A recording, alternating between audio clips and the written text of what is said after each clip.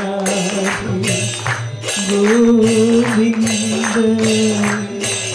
गोविंद राधे राधे राधे गोविंद गोविंद राधे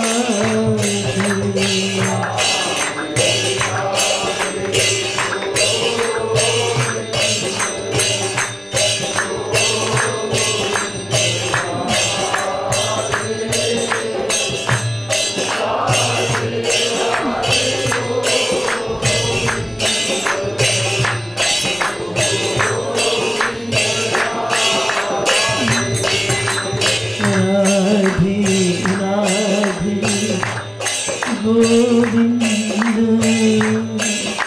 गोविंद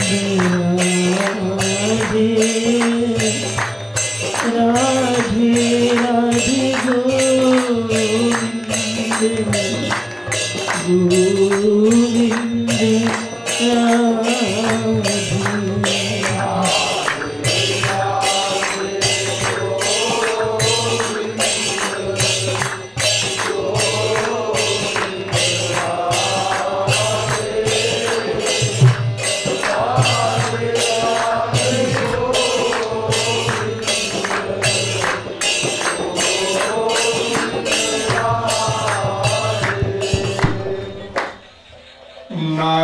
तनु मूल धन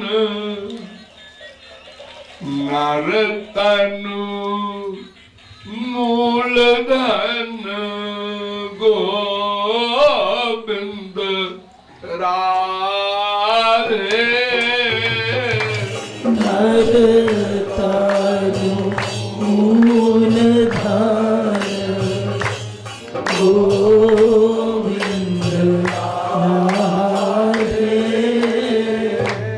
धन को बढ़ा दे मूल धन न गमा दे धन को बढ़ा दे मूल धन न गवा दे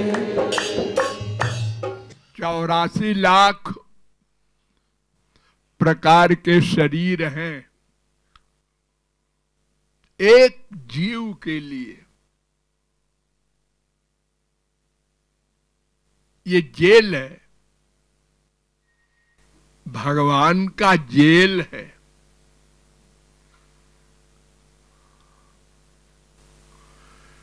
इसमें केवल एक शरीर ऐसा है जिसमें हम अपने लक्ष्य को प्राप्त कर सकते हैं, जेल से छुटकारा पा सकते हैं। मानव देह।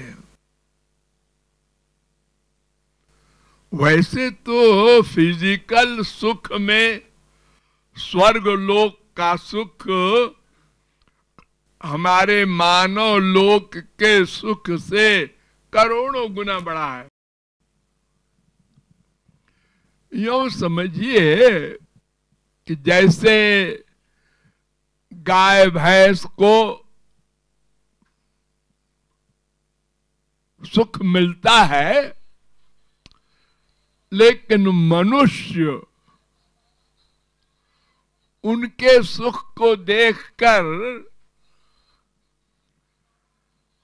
तरस खाता है।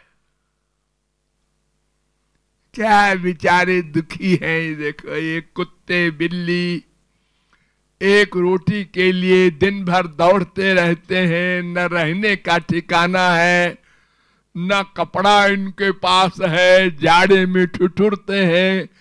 बहुत से जीव मर जाते हैं बरसात में ही। हम कितने अच्छे हैं मनुष्य लोग। ऐसे ही स्वर्ग वाले सोचते हैं हमारे लिए कितना गंदा शरीर है इन मनुष्यों का, कितने गंदे मकान हैं, हजारों बीमारियां हैं, बेचारे सब दुखी हैं।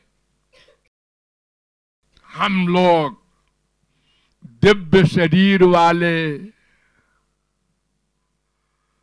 कमाने की जरूरत नहीं, सोचा और सामान आ गया।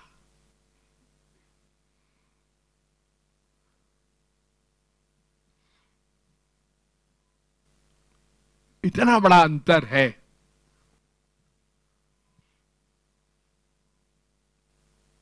लेकिन वहां साधना करने का अधिकार नहीं है, और कुत्ते बिल्ली मच्छर को ज्ञान शक्ति नहीं है कि वो कुछ समझे तब तो करे।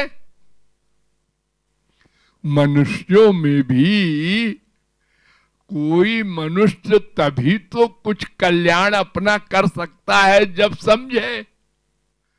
कोई पैदा होते ही तो ज्ञान हो नहीं जाएगा। काका गागा भी नहीं जानता कोई पैदा होने पर।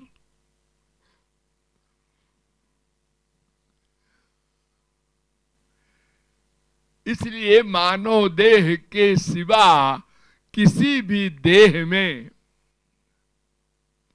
लक्ष्य की प्राप्ति नहीं हो सकती। तो 84 लाख शरीरों में घूमते घूमते, दुख पाते पाते अनंत जन्म जब बीत जाते हैं तो कबहू को करी करुणा नर देही देत ईश मूल धन। कृपा से भगवान दे देते हैं मानव देह। देख बेटा, मैं तुझको अब की बार दे रहा हूं ये मूल धन। तो मूल धन से कमाई करके हम लोग संसार में बैंक से लोन ले करके और फिर कमा करके लोन भी अदा कर देते हैं और आगे बढ़ जाते हैं, अरबपति तक हो जाते हैं। और अगर लापरवाह हुआ या शराबी कबाबी बेश्यागामी हो गया तो मूलधन भी गंवा दिया, उसका घर भी नीलाम हो गया। ऐसा भी उदाहरण है हमारे संसार में। तो ये शरीर मूल धन है, ये भगवान रूपी बैंक से मिला है कि इससे लक्ष्य को बना लो अपने मृत्यु के पहले।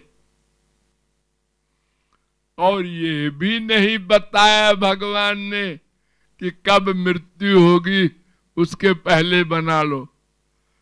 अगर ये बता देते तो पता नहीं हम कितना पाप कर बैठते। क्यों? इसलिए कि अगर हमको ये पक्का मालूम हो जाए हम 76 साल तो कंपलसरी रहेंगे, तो निगाह फिर क्या है, मनमाना करो। 76वां साल जब आएगा तब एकदम राधे राधे राधे राधे लगातार करके लक्ष्य को प्राप्त कर लेंगे। देखो, बच्चों को मालूम रहता है कि 24 मार्च को हमारी परीक्षा होगी, तो जुलाई से लापरवाह रहते हैं। अरे अभी क्या जल्दी है, पढ़ लेंगे। और जब 1-2 महीने रह गया तो सारी रात चाय पी पी के जागते हैं। अरे आ गया, अरे कल इम्तिहान है। तो कुछ भरोसा नहीं, पैदा होते ही छिन जाए मूलधन। 1 साल का हो के 10 साल का हो के पढ़ लिख के तैयार हो गया और तत्व ज्ञान भी गुरु से मिल गया और साधना करने जा रहा था, मर गया।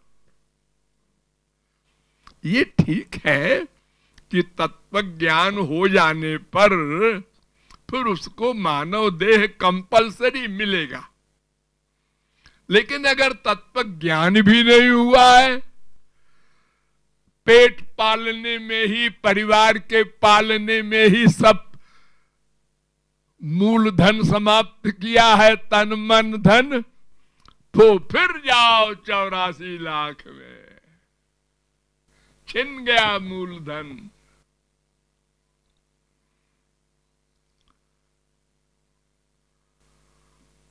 तो इसलिए मूलधन पर गंभीरता से विचार करना है, साथ ही नंबर 2 भी, क्या कि पता नहीं कब छिन जाए,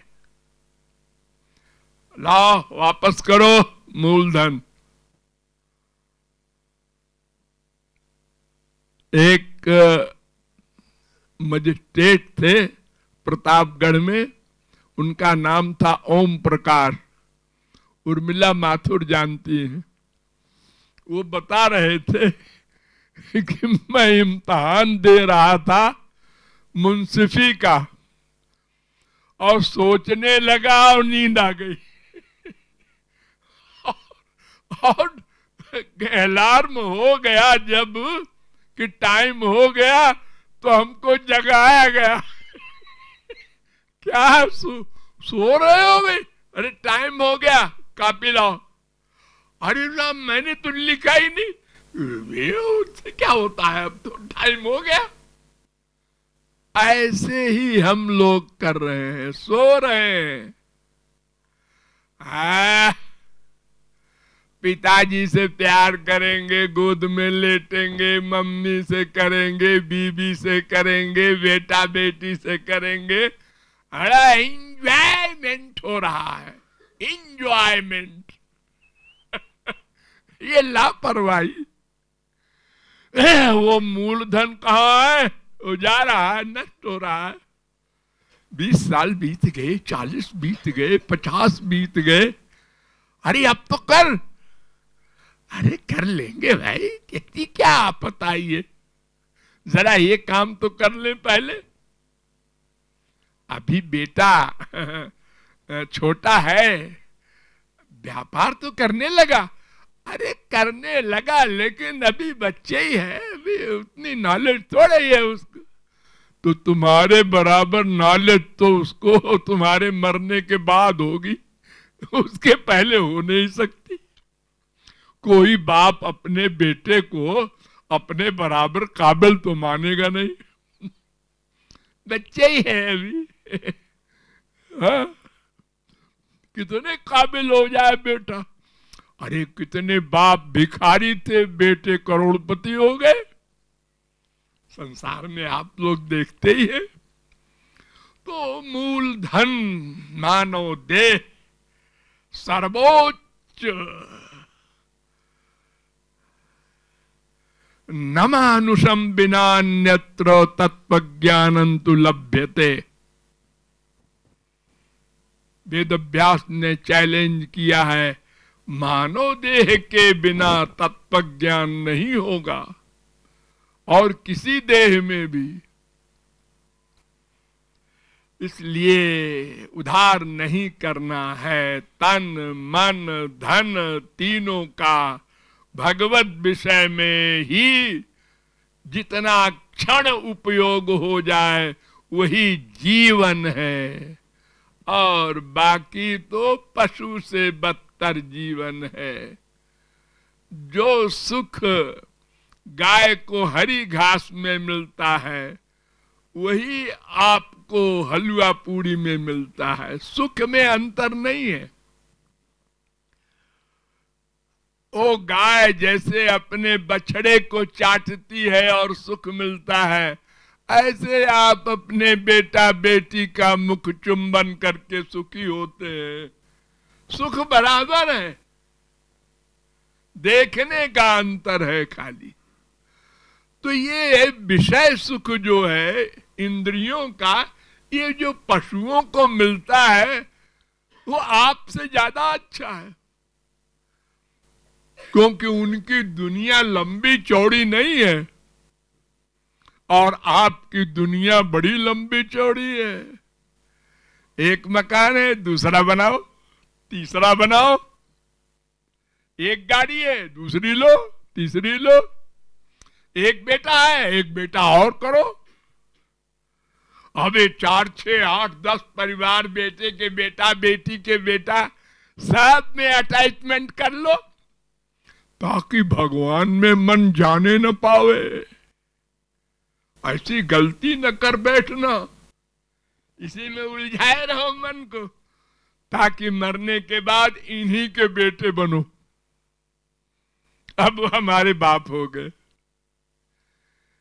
इतनी बड़ी असावधानी, लापरवाही,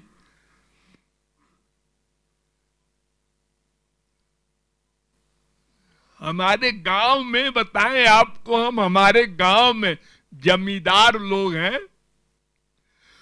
अब जमींदारी प्रथा खत्म हो गई है, लेकिन वो थे जब तो खूब खेत थे उनके पास, बैंक से लोन मिल जाए और शराब पी रहे हैं, अनेक पाप कर रहे हैं और वो गमा दिया रुपया। फिर कुर्की आई, खेत बिक गया है, अभी तो और खेत है, दूसरा खेत बिका, तीसरा, बेटे के पीढ़ी तक पहुंचते पहुंचते सारे खेत बिक गए। अब वो नौकरी ढूंढ रहे हैं कहीं। लापरवाही में यही होता है। इसलिए हमें वेद कहता है, उत्तिष्ठत जाग्रत प्राप्य वरान निबोधत।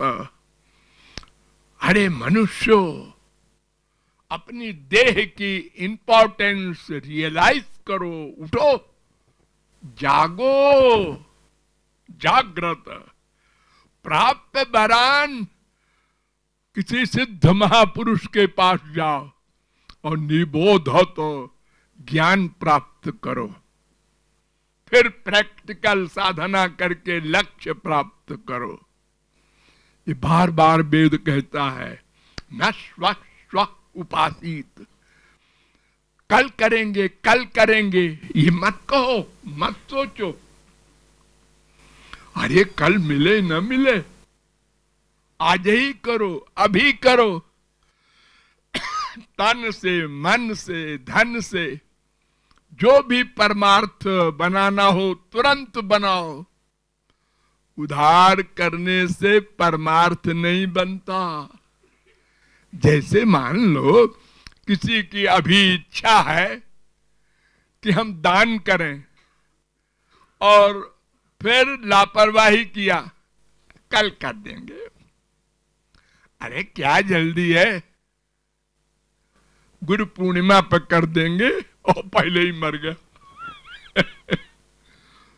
हम अपनी लाइफ में तमाम देख चुके हैं नाटक। महाराज जी, हम ये मकान ट्रस्ट को दान करेंगे, हमने संकल्प कर लिया है, बस मर गया, करेंगे करेंगे रह गया। अब वो बेटा बेटी की भावना अलग है, वो कहते हैं मैं क्यों करूं, पिताजी की रही होगी इच्छा, मेरी भी इच्छा नहीं है ऐसी।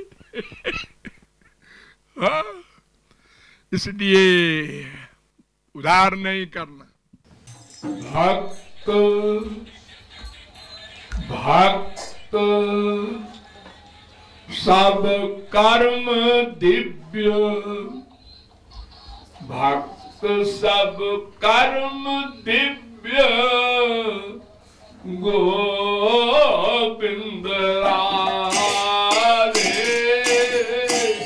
भक्त सब कर्म दिव्य, गोविंद राधे। को हरि जन्म कर्म दिव्य बता दे। किंतु हरि जन्म कर्म दिव्य बता दे।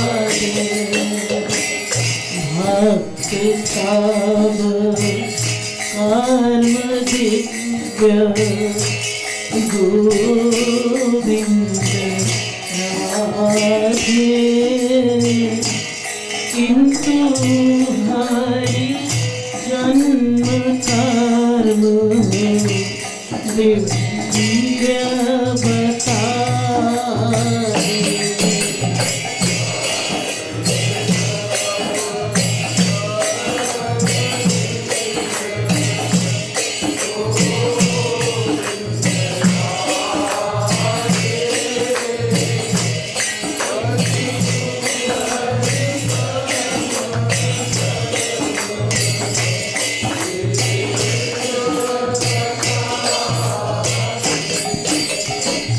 भक्त एवं भगवान में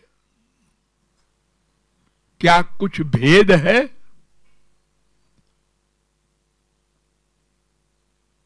नारद जी कहते हैं कुछ नहीं है। तस्मै तज्जने भेदा भावात, 41वां सूत्र।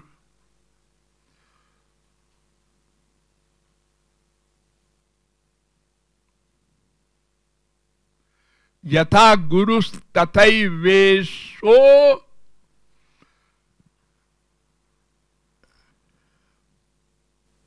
योग सुखोपनिषद 5वें अध्याय का 58वां मंत्र वेद। हरि और गुरु में भेद नहीं। गुरुरेव परम ब्रह्म द्वयोपनिषद 17वां मंत्र। अद्वैत तारकोपनिषद में भी ये मंत्र है, 17वां मंत्र। गुरुरेव हरि साक्षात ब्रह्म विद्योपनिषद का 31वां मंत्र।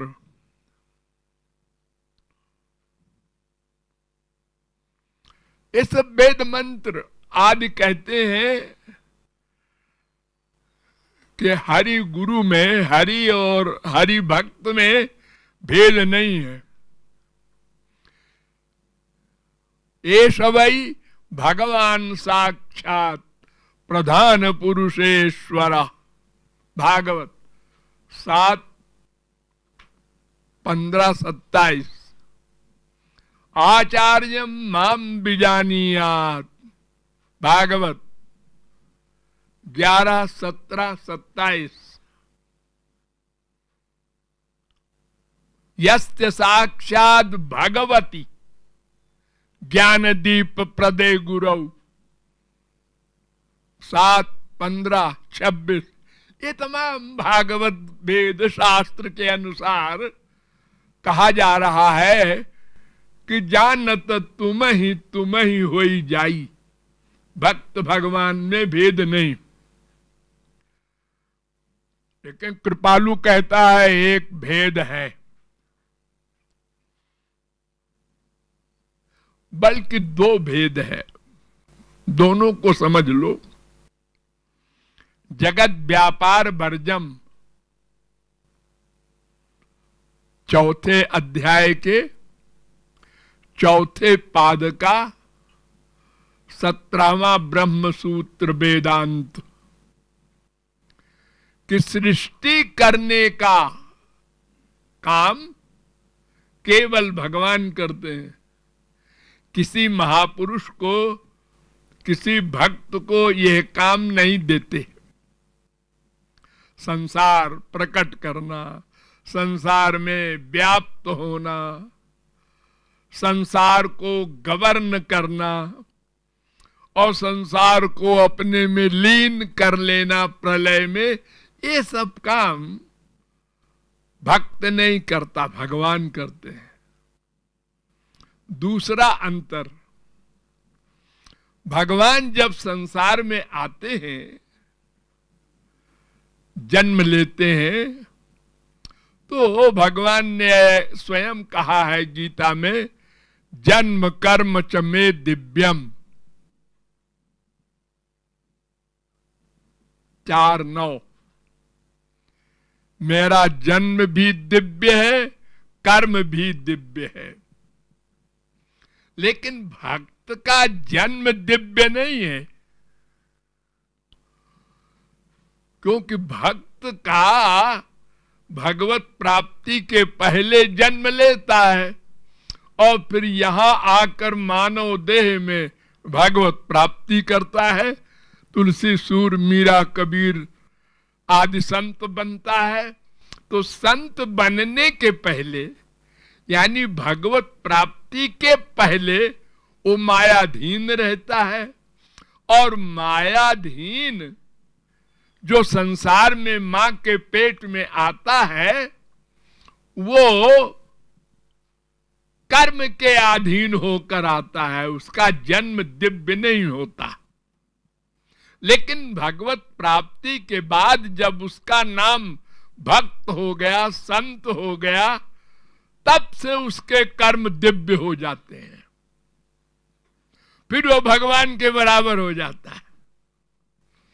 नंबर 3, जो अवतारी महापुरुष होते हैं, 2 प्रकार के संत होते हैं।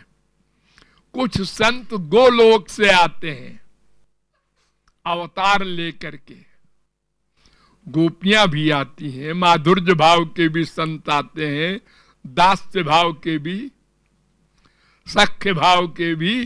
तो जो अवतार लेके आते हैं वे स्वेच्छा से आते हैं, कर्म बंधन में नहीं आते, वो जेल में कैदी बनकर नहीं जाते, जीव कल्याण के लिए आते हैं। तो उनका जन्म भी दिव्य है। अवतारी महापुरुषों का जन्म भी दिव्य, कर्म भी दिव्य। लेकिन जिसने यहां जन्म लेने के बाद भगवत प्राप्ति की, उसका कर्म दिव्य, जन्म दिव्य नहीं। और भगवान का सदा ही जन्म भी दिव्य, कर्म भी दिव्य। और एक अंतर और, भगवान का शरीर भगवान है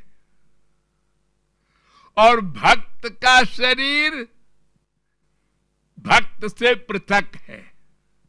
यानी शरीर और शरीरी में भगवान के भेद नहीं है, भगवान ही शरीर बन गए अपना।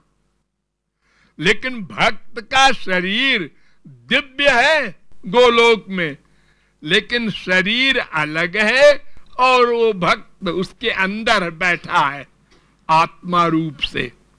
इतना भेद है, ये बारीक भेद है।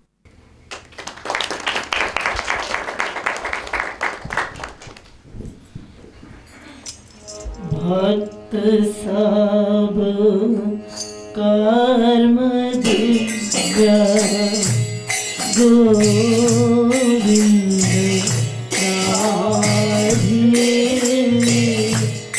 किंतु हरि जन्म कर्म दिव्य।